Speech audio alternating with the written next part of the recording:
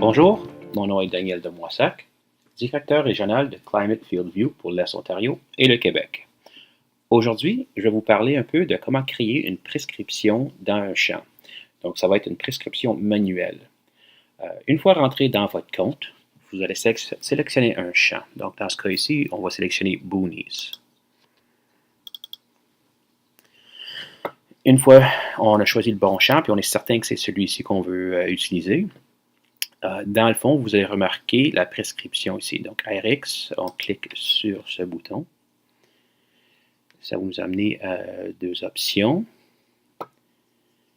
Et ici, bon, pour l'option ici, on a la fertilité et les semences. Il y a encore des choses à traduire en français. On vient de faire le lancement officiel récemment. Donc, il y a encore quelques affaires à traduire. Par contre, ici, pour les semences, vous allez créer une nouvelle prescription. Aujourd'hui, on va parler de prescription manuelle. Donc, on clique sur manuel. La carte ici, Surgo, c'est vraiment une carte des États. C'est une carte qui est produite par le gouvernement des États. Les autres cartes sont des cartes créées par d'autres clients dans le même compte qu'on partage. Mais aujourd'hui, nous allons commencer avec une carte de référence nulle. Ici, nous allons sélectionner la date de semis. Donc, dans ce cas ici, disons le 21 mai 2018. Ça n'a pas besoin de précis, ce n'est pas garanti qu'on va semer sur cette date, mais quand même, on choisit une date de n'importe quelle. Nous allons inscrire une ou plusieurs hybrides. Donc, disons des calbes 43, 47. Et disons aussi, on veut un deuxième hybride, un pionnier 91, 88. On va l'avoir. Et mon pionnier.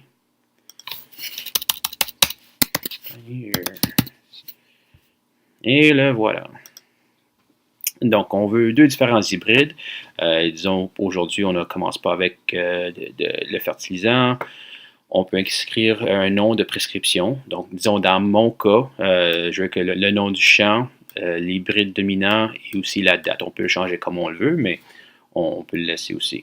Donc, on va finir de l'éditer. Bon, ça nous donne encore un champ vide. On veut vraiment un point de référence pour créer nos zones. On peut le créer comme tel, mais moi, normalement, quand on fait une prescription, je veux un point de référence. Donc, ici, dans le fond, vous allez voir changer la carte. On clique là. Ici, encore au Canada, nous n'aurons pas le Surgo. Par contre, on peut utiliser autre carte. Alors, on peut aller voir, disons, la récolte de l'an dernier, qu'on avait du maïs. Fini. Bon, cette carte de référence, ça ne me donne pas assez de détails. On sait déjà que les bordures ici, il va y avoir un peu plus de problèmes. Peut-être qu'il y a quelques problèmes ici, mais ça peut être aussi avec la batteuse, il n'y avait pas un bon timing. Donc, moi, je ne suis pas satisfait avec cette carte. On va y trouver un autre. Disons 2015 en soya. Encore, je trouve cette carte et des petits problèmes ici dans le soya. Est-ce que c'est peut-être type de sol ou c'est peut-être, disons, la moisissure blanche? On ne sait pas, mais encore pour moi, cette carte ne me donne pas assez de détails pour vraiment créer une bonne map de référence. Donc, peut-être on va y prendre une map dans saison. On peut voir peut-être Scouting. Ici, on voit plusieurs maps qu'on peut choisir. Disons qu'on sélectionne une carte comme celle-ci. Bon, ça me donne un peu de détails dans le champ. Puis disons qu'on veut séparer en différentes zones. Disons, cette zone ici, là, je vois peut-être des zones un peu plus fortes. Oups, des zones un peu moins fortes. Alors, on va essayer de les séparer un peu. Donc, dans mon cas, je vais aller prendre l'outil ici pour dessiner. Et vous allez prendre un polygone. Donc, on va séparer peut-être, disons, le rouge. Même, je vais sortir de la carte. Ici, donc, on va sélectionner, on fait des points de repère. Ici, puis on sélectionne le premier bouton pour finir. Et on revient ici en haut, on clique Fini, Done. Qui me donne la première zone ici en rouge. Donc, si je clique sur ma zone, je vois ici à gauche, zone 2 est en bleu. Ou si je clique sur zone 1, on voit que ici, le reste de la terre est sélectionné. Mais je n'ai pas assez de détails. Donc, on va aller couper encore de plus de morceaux. Disons que, regarde ici, on a une région relativement forte. Celle-ci, disons, relativement pareille. On va faire une zone avec les deux morceaux. Donc, on va aller sélectionner polygone. Nous allons dessiner autour. Encore, on peut faire pas mal plus de précision, là, mais c'est juste pour une démonstration vite faite. Ici, puis pour finir, on clique sur le dernier bouton et Done. Mais aussi, je veux peut-être rajouter les deux autres morceaux en même temps. Donc, on va aller sélectionner les autres morceaux. Ici. Encore, c'est fait relativement vite fait. Là, fini. Et disons un troisième bout. Grosso modo. Et voilà. Et disons que je veux cette zone-là, celle-là et celle-là, je veux qu'ils soient pareils. Donc ici, on sélectionne Merge. On sélectionne 1, 2 et 3. Ici, fini, Done. Qui revient que ces zones ici, on voit qu'elles sont tout ensemble. Même chose, donc la zone rouge ici, je vais rajouter peut-être le rouge ici. Donc on va aller faire une autre zone. Dessiner, polygone.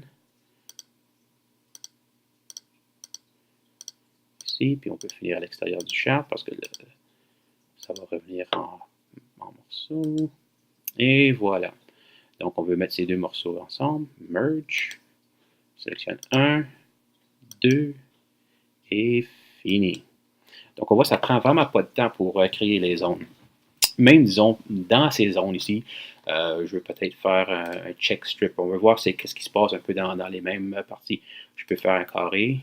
Je peux me créer des différentes formes, disons. Disons, ça va être avec ou sans engrais ou avec un traitement de semence ou n'importe quoi.